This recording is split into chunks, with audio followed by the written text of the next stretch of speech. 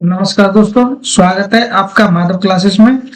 आज है 4 अप्रैल और 4 अप्रैल से रिलेटेड जितनी इंपॉर्टेंट करंट अफेयर बनती है मैं आपके सामने क्वेश्चन लेके आया हूँ। हमारा पहला क्वेश्चन है, किस देश की महिला क्रिकेट टीम ने वनडे इतिहास में सबसे बड़ा लक्ष्य हासिल कर विश्व रिकॉर्ड बनाया है?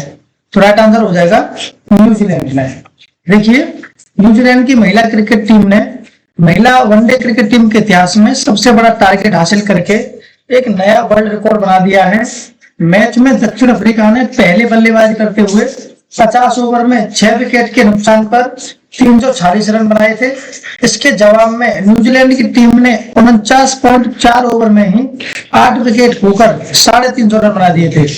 रन की नाबाद मैच में न्यूजीलैंड की कप्तान अमेलिया केन ने 179 रन की पारी खेली थी। ठीक है, कुछ इंपोर्टेंट पॉइंट पढ़ते हैं। तो इससे पहले महिला वनडे क्रिकेट टीम के इतिहास में सबसे बड़ा टारगेट हासिल करने का रिकॉर्ड भारत के पास था।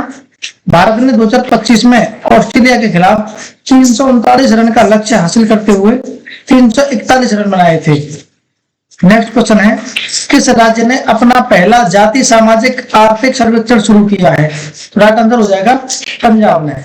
देखिए, पंजाब सरकार ने अपना पहला जाति सामाजिक आर्थिक सर्वेक्षण शुरू किया है। इस सर्वेक्षण का उद्देश्य पूर्ण गोपनीयता बनाए रखते हुए सभी समुदायों के जीवन स्तर का आकलन करना है। फिर पंजाब के बारे में पढ़ते हैं। तो यहाँ की राजधानी चंडीगढ़ है। राज्यपाल गुलाब चंद कटारिया जी हैं। मुख्यमंत्री भगवंत मान सिंह हैं। यहाँ पर विधानसभा की 117, लोकसभा की 13 सीटें और राज्यसभा की 7 सीटें हैं। नेक्स्ट क्वेश्चन है, डेनिस मांत्रो किस देश के उप प्रधानमंत्री हैं जो भारत की 2 दिन की यात्रा पर आए हुए हैं? तो राइट आंसर हो जाएगा रूस की। देखिए, रूस के उप प्रधानमंत्री डेनिस मांत्रो 2 दिन की यात्रा पर आज दिल्ली पहुंचे हैं। इस दौरान वे विदेश मंत्री डॉक्टर एस जयशंकर और राष्ट्रीय सुरक्षा सलाहकार अजीत डोभाल से मुलाकात करेंगे। यात्रा के दौरान व्यापार, आर्थिक, वैज्ञानिक, तकनीकी और सांस्कृतिक सहयोग समेत भारत रूस द्विपक्षीय संबंधों को मजबूत करने और साझेदारी को नई गति देने पर चर्चा होगी। फिर 2026 में कुछ विदेशी नेताओं की भारत यात्रा को पढ़ते हैं। तो फिनलैंड के राष्ट्रपति अलेक्जेंडर स्टब मार्च 2026 में भारत आए थे। कनाडा के प्रधानमंत्री मार्क कार्नी फरवरी 2026 में भारत आए थे। फ्रांस के राष्ट्रपति इमैनुअल मैक्रो फरवरी 2026 में भारत आए थे। ब्राजील के राष्ट्रपति लूला दा सिल्वा फरवरी 2026 में आए थे। सेशेल्स के राष्ट्रपति पैट्रिक हरमनी फरवरी 2026 में भारत आए। यूएई के राष्ट्रपति शेख मोहम्मद बिन जायद अल नाहयान जनवरी 2026 में भारत आए थे। यूरोपीय परिषद के अध्यक्ष एंटोनियो कोस्टा और यूरोपीय आयोग के अध्यक्ष उर्सुला वॉन डेर ये जनवरी 2026 को भारत आए थे। जर्मनी के चांसलर महामहिम फ्रेडरिक मर्ज जनवरी 2026 में भारत आए थे। नेक्स्ट क्वेश्चन है, वित्त वर्ष 2025-26 में भारत का रक्षा निर्यात कितना हुआ है? तो राइट आंसर हो जाएगा 38,424 करोड़ रुपए। भारत का रक्षा निर्यात वित्त वर्ष 2025-26 में 38,424 करोड़ रुपए हो गया है। पिछले वित्त वर्ष 2024-25 में भारत का रक्षा निर्यात 23,622 करोड़ रुपए था। रक्षा निर्यात में वित्त वर्ष 2025-26 में पिछले वित्त वर्ष की अपेक्षा 62.66% की बढ़ोतरी हुई है। नेक्स्ट क्वेश्चन है, अश्विनी बिंडे को किस नगर के निगम की पहली महिला कमिश्नर नियुक्त किया गया है? तो राइट आंसर हो जाएगा ब्रह्म मुंबई नगर लिमिटेड की। देखिए, वरिष्ठ ब्रह्म मुंबई आईएएस अधिकारी अश्विनी बिंडे को नगर निगम बीएमसी की पहली महिला कमिश्नर नियुक्त किया गया है। ब्रह्म मुंबई नगर निगम की स्थापना 1865 में की गई थी। बीएमसी भारत की सबसे अमीर नगर निकाय है। भारत का पहला नगर निगम मद्रास अब चेन्नई के नाम से जाना जाता है, जिसकी मापना 29 सितंबर 1889 में की गई थी। देखिए, भारत में लॉर्ड रिपन को स्थानीय स्वशासन का जनक कहा जाता है। इसकी नगर निगम की स्थापना हुई थी 29 सितंबर 1689 में। देखिए, कुछ प्रथम घटनाएं पढ़ते हैं। तो गणतंत्र दिवस परेड में पुरुषों वाली सीआरपीएफ टुकड़ी का नेतृत्व करने वाली पहली महिला अधिकारी सिमरन बाला बनी है। मेघालय राज्य की पहली महिला मुख्य न्यायाधीश रेवती मोहिते डेरे बनी है। ओडिशा की पहली मुख्य सचिव अनु गर्ग जी हैं। प्रेस क्लब ऑफ इंडिया की पहली महिला अध्यक्ष संगीता बरुआ हैं। नागपुर यूनिवर्सिटी की पहली महिला वाइस चांसलर मनाली क्षीरसागर हैं।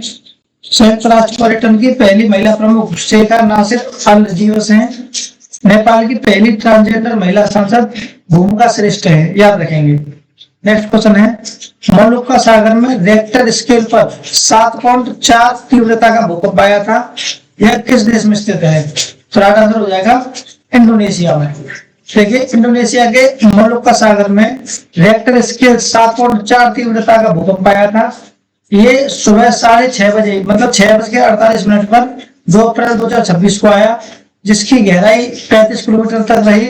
अच्छा, सुनामी अलर्ट इंडोनेशिया, फिलीपींस और मलेशिया तक रहा।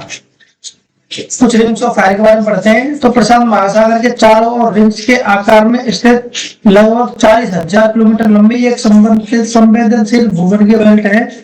यहाँ दुनिया के 75% से अधिक सक्रिय ज्वालामुखी और 90% भूकंप आते हैं। यह न्यूजीलैंड से शुरू होकर एशिया के पूर्वी किनारे, अलास्का और उत्तर व दक्षिण अमेरिका के पश्चिमी तटों पर फैला है। इसके प्रभावित क्षेत्रों में जापान, इंडोनेशिया, फिलीपींस, चिली और अमेरिका के पश्चिमी तट जैसे कैलिफोर्निया इसके प्रमुख हिस्से हैं। नेक्स्ट क्वेश्चन है, उत्तराखंड सरकार ने 4 धाम यात्रा के लिए वाणिज्यिक यात्री वाहनों हेतु कौन सा सिस्टम अनिवार्य किया है? तो राइट आंसर हो जाएगा ग्रीन कार्ड सिस्टम। देखिए, उत्तराखंड सरकार ने 19 अप्रैल 2026 से शुरू होने वाली 4 धाम यात्रा के लिए वाणिज्यिक यात्री वाहनों हेतु अनिवार्य ग्रीन कार्ड सिस्टम लागू कर दिया है। यह प्रणाली हरिद्वार, ऋषिकेश, देहरादून सहित राज्य के विभिन्न आरटीओ, एआरटीओ कार्यालयों में उपलब्ध है।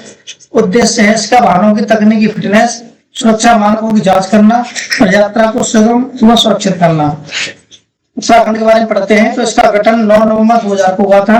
इसकी राजधानी देहरादून है, शीतकालीन राजधानी, और वाराणसी है ग्रीष्मकालीन राजधानी। इस यहाँ के मुख्यमंत्री पुष्कर सिंह धामी हैं। पुष्कर सिंह धामी ये हैं। राज्यपाल गुरमीत सिंह हैं। यहाँ पर विधानसभा की 70 सीटें हैं। यहाँ 6 राष्ट्रीय उद्यान हैं, जिसमें जिम कॉर्बेट, राजाजी, फूलों की घाटी, गंगोत्री, गोविंद पशु विहार और नंदा देवी विहार। नेक्स्ट क्वेश्चन है, किस मिशन के तहत 2 से 8 अप्रैल 2026 तक साधना सप्ताह आयोजित किया जाएगा? राइट आंसर हो जाएगा मिशन कर्मयोगी के तहत।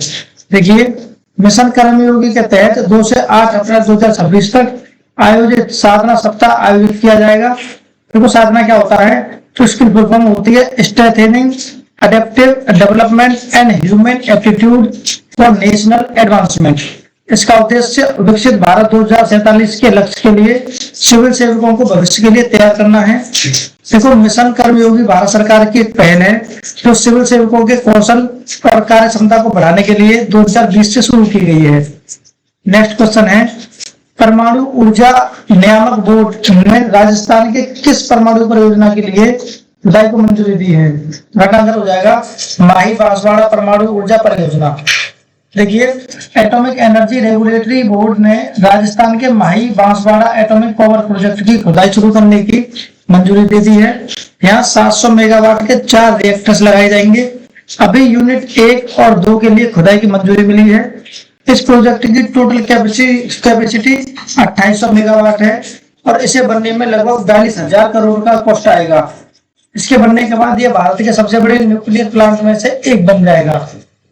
देखो, इस प्लांट को अणुशक्ति विद्युत निगम लिमिटेड के द्वारा बनाया जा रहा है, जो कि NPCIL मतलब nuclear power corporation of India limited और NTPC national thermal power corporation का एक जॉइंट वेंचर है। इसमें स्वदेशी प्रेशराइज्ड हैवी वाटर रिएक्टर्स तकनीक का इस्तेमाल होगा। इस तकनीक में ईंधन के रूप में natural uranium and coolant and moderate मतलब तापमान नियंत्रित करने के लिए भारी जल का उपयोग किया जाएगा। देखो, AER पढ़ते हैं तो इसकी फुल फॉर्म होती है एटॉमिक एनर्जी रेगुलेटरी बोर्ड। इसका उद्देश्य भारत में परमाणु ऊर्जा और विकिरण के सुरक्षित उपयोग को सुनिश्चित करना है। इसकी फॉर्मेशन 1983 को हुई थी और इसका हेडक्वार्टर मुंबई महाराष्ट्र में है। नेक्स्ट क्वेश्चन है, संयुक्त राष्ट्र की 20 सिटीज टुवर्ड्स जीरो वेस्ट पहल की पहली सूची में भारत के किस शहर को शामिल किया गया है? तो राइट आंसर हो जाएगा वर्कला। देखिए, केरल के कोस्टल सिटी वर्कला को यूनाइटेड नेशंस की 20 सिटीज टूवर्ड्स जीरो वेस्ट की पहली सूची में शामिल किया गया है। यह भारत के लिए एक बड़ी उपलब्धि है। यहाँ इनिशिएटिव्स मुख्य रूप से UN secretary general advisory board on zero waste द्वारा लीड किया जा रहा है, जिसे UNEP united nation environment programme का समर्थन प्राप्त है। इसका उद्देश्य दुनिया भर के उन 20 शहरों को पहचानना और सम्मानित करना है जो वेस्ट रिडक्शन और सर्कुलर इकोनॉमी को बढ़ावा देने में बेहतरीन इनोवेशन और लीडरशिप दिखा रहे हैं। देखो, इन 20 शहरों की सूची को हाल ही में international day of zero waste मतलब 30 मार्च 2026 के अवसर पर जारी किया गया है। जानते हैं ये सर्कुलर इकोनॉमी क्या होती है? तो ये एक ऐसा इकोनॉमिकल मॉडल है जिसमें रिसोर्सेज का अधिकतम और लंबे समय तक उपयोग किया जाता है। इसमें चीजों को इस्तेमाल करके फेंकना की बजाय इसे रिड्यूस, रीयूज और रिसाइकल मतलब 3R पर जोर दिया जाता है ताकि पर्यावरण में कचरा कम से कम फैले। नेक्स्ट क्वेश्चन है, एशियन स्क्वैश फेडरेशन अवार्ड 2025 में किस भारतीय खिलाड़ी ने men's player of the year का खिताब जीता है? तो राइट आंसर हो जाएगा अभय सिंह ने। देखिए, एशियन स्क्वैश फेडरेशन ने 2025 के एनुअल अवार्ड्स की घोषणा की है। इसमें मेंस कैटेगरी में भारत के अभय सिंह ने सर्वश्रेष्ठ प्रदर्शन के लिए डाटो अलेक्स ली अवार्ड मतलब प्लेयर ऑफ द ईयर अपने नाम किया है। गर्ल्स में अंडर 19 कैटेगरी में अनाज सिंह को हसन मौसा award player of the year से सम्मानित किया गया है। इंडियन मेंस टीम को टीम ऑफ द ईयर मिला है। इस टीम ने इजिप्ट में आयोजित वर्ल्ड जूनियर टीम चैंपियनशिप 2025 में ब्रॉन्ज मेडल हासिल किया था। इन अवार्ड्स की ऑफिशियल सेरेमनी मई 2026 में पेंजिंगू चाइना में आयोजित की जाएगी। देखिए, एशियन स्क्वैश फेडरेशन के बारे में पढ़ते हैं तो यह पूरे एशिया में स्क्वैश खेल को रेगुलेट और प्रमोट करने के लिए सर्वोच्च इंस्टीट्यूशन है। इसकी फॉर्मेशन ईयर 1980 है। इसका हेडक्वार्टर कुआलालंपुर मलेशिया में है। देखिए, यूनाइटेड स्टेट के लॉस एंजलिस में होने वाले 2028 ओलंपिक खेलों में स्क्वैश गेम्स का पहली बार डिब्यूट किया जाएगा। नेक्स्ट क्वेश्चन है, मंगोलिया के नए प्रधानमंत्री के रूप में किसे चुना गया है? तो राइट आंसर हो जाएगा उचरल न्याम ओसोको। देखिए, उचरल न्याम ओसोको मंगोलिया का नया प्राइम मिनिस्टर चुना गया है। वे नए 9 महीनों में देश के तीसरे पीएम बने हैं। इन्होंने जानदास्तार गोजाव को रिप्लेस किया है, जिन्होंने भ्रष्टाचार के आरोपों और लेजिस्लेटिव डेडलॉक के कारण अपना इस्तीफा दे दिया था। उचरल पहले डिजिटल डेवलपमेंट मिनिस्टर और पार्लियामेंट स्पीकर रह चुके हैं। इनका संबंध मंगोलियन पीपल्स पार्टी से है और मंगोलिया की कैपिटल उलान बटोर है, याद रखेंगे। नेक्स्ट क्वेश्चन है, हाल ही में आयोजित माटी नाव फेस्टिवल किस क्षेत्र की सांस्कृतिक विरासत से संबंधित है? तो राइट आंसर हो जाएगा पूर्वांचल। देखिए, न्यू दिल्ली के गांधी दर्शन परिसर राजघाट में पूर्वांचल महोत्सव माटी नौ का आयोजन किया गया है, जिसमें लोकसभा अध्यक्ष ओम बिरला शामिल हुए। इस महोत्सव की थीम माटी थी, जो लोगों को उनकी जड़ों के साथ जुड़ाव दर्शाती है। माटी नौ फेस्टिवल के बारे में जानते हैं तो माटी नौ एक कल्चरल फेस्टिवल है जो पूर्वांचल रीजन की कला, खान-पान, पर्यटन और परंपराओं को प्रमोट करता है। इसका उद्देश्य युवाओं को उनकी कल्चरल रूट से जोड़ना और हेरिटेज प्रिजर्वेशन को बढ़ावा देना है। देखो, ये पूर्वांचल क्या होता है? तो पूर्वांचल उत्तर प्रदेश का पूर्वी भाग और बिहार का पश्चिमी भाग मिलाकर बना एक भौगोलिक और सांस्कृतिक क्षेत्र है। यहाँ मुख्य रूप से भोजपुरी और अवधी बोलियां बोली जाती हैं, याद रखेंगे। नेक्स्ट क्वेश्चन है, प्रधानमंत्री आवास योजना ग्रामीण PMAY ग्रामीण के 10 वर्ष पूरे हुए हैं। इसकी शुरुआत कब की गई थी? तो राइट आंसर हो जाएगा 1 अप्रैल 2016। देखिए, प्रधानमंत्री आवास योजना ग्रामीण 1 अप्रैल 2016 को शुरू हुई थी। 1 अप्रैल 2025 को इस योजना के 10 वर्ष पूरे हुए हैं। इसका मुख्य उद्देश्य ग्रामीण इलाके में सभी के लिए आवास उपलब्ध कराना है।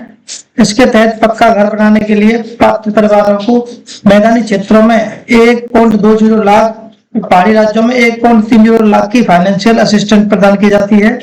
अब तक लगभग 3 करोड़ पक्के घरों का निर्माण पूरा किया गया है। योजना का लक्ष्य बढ़ाकर 2029 तक 4.95 करोड़ घर के लिए उद्देश्य रखा गया है।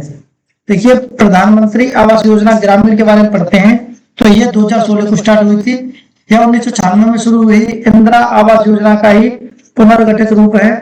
देखिए इसका अनुमानित बजट 54,970 करोड़ रुपए आवंटित किए गए हैं।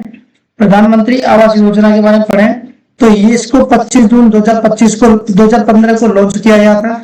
2026-27 के बजट में 22,025 करोड़ रुपए आवंटित किए गए हैं। नेक्स्ट क्वेश्चन है, चंद्रमा की फ्लाई बाय मिशन के लिए चुनी गई पहली महिला कौन है? तो आंसर हो जाएगा क्रिस्टीना कोच। देखिए चंद्रमा की फ्लाई बाय मिशन के लिए चुनी गई पहली महिला क्रिस्टीना कोच बनी है। यह नासा के आर्टेमिस सेकंड प्रोग्राम का सेकंड स्टेज है। इसका मुख्य उद्देश्य 50 साल बाद इंसानों को फिर से चंद्रमा के पास ले जाना है। फ्लाई बाय का मतलब स्पेसक्राफ्ट चंद्रमा पर लैंड नहीं करेगा बल्कि उसके चारों ओर घूमकर वापस पृथ्वी पर आएगा। देखो record of role of Christina Koch के बारे में जानते हैं। तो क्रिस्टीना कोच इस मिशन में शामिल पहली महिला एस्ट्रोनॉट है जो चंद्रमा के पास तक जाएंगे। देखिए दूसरा जानते हैं इसका रोल मिशन स्पेशलिस्ट के बारे में है। इनका रिकॉर्ड है एक महिला द्वारा सबसे लंबी स्पेस फ्लाइट, मतलब 328 दिन है। आर्टेमिस पहला भी आया था जो 2022 में आया था। ये नवंबर 2022 को लॉन्च हुआ था। ये अपने आप में एक अनक्रूटेड था, मतलब इसमें कोई इंसान नहीं था। उसका उद्देश्य ओरियन स्पेसक्राफ्ट की टेस्टिंग करना था। SLS रॉकेट दुनिया का सबसे पावरफुल रॉकेट की परफॉर्मेंस चेक करना था और चांद के चारों ओर सेफली घूमकर वापस आने की कैपेबिलिटी टेस्ट करना था। यह पूरी तरह ट्रायल रन था। कौन सा? Artemis first. अच्छा उसके बाद आर्टेमिस सेकंड जा रहा है जो 2025 और 26 में है। ये 1 अप्रैल 2026 को लॉन्च हुआ है। इसकी location Kennedy space centre Florida से हुई है। अच्छा इसमें 4 करोड़ मेंबर्स गए हैं, 4 एस्ट्रोनॉट के जाएंगे। इसका उद्देश्य इंसानों के साथ सेम जर्नी टेस्ट करना है। लाइफ सपोर्ट सिस्टम जैसे ऑक्सीजन, सेफ्टी, चांद के पास जाकर फ्लाई बाय करके वापस आना है। इसके बाद आर्टेमिस थर्ड जाएगा जो 2026 से 2027 में एक्सपेक्टेड है। ये मिड 2027 में लॉन्च होगा। इसमें क्रूड भी जाएगी और इसमें लैंडिंग होगी, मतलब चंद्रमा पर लैंड होगा इसमें। ठीक है, इसका उद्देश्य एस्ट्रोनॉट को चांद की सरफेस पर उतारना होगा, खासकर साउथ पोल पर लैंडिंग करना जहाँ पानी मिलने की संभावना है। फ्यूचर बेस बनाने की शुरुआत करना है और इसका रियल मिशन होगा लैंडिंग और प्लस फ्यूचर प्लानिंग। नासा के बारे में पढ़ते हैं तो इसकी full form national aeronautics and space administration होती है। तो इसकी स्टेबलाइजमेंट 1958 को हुई थी। इसका हेडक्वार्टर वॉशिंगटन DC USA में है और इसके एडमिनिस्ट्रेटर इस समय पर बिल नेल्सन है। ये है बिल नेल्सन। देखिए इस तरीके से हमने आज के इंपोर्टेंट करंट अफेयर को पढ़ लिया है। ये हमारी लास्ट वीडियो का क्वेश्चन है जिसका आंसर आपको कमेंट बॉक्स में देना है। क्वेश्चन है नागरिक उड्डयन महानिदेशालय DGCA के नए प्रमुख के रूप में किसे नियुक्त किया गया है? हमारी वीडियो डेली सुबह 6:30 बजे आ जाती है। वीडियो को देखें, चैनल को सब्सक्राइब करें, वीडियो को उस तक जरूर पहुंचा दें जिसको करंट अफेयर की जरूरत हो। पढ़ाई करते रहें। बाय।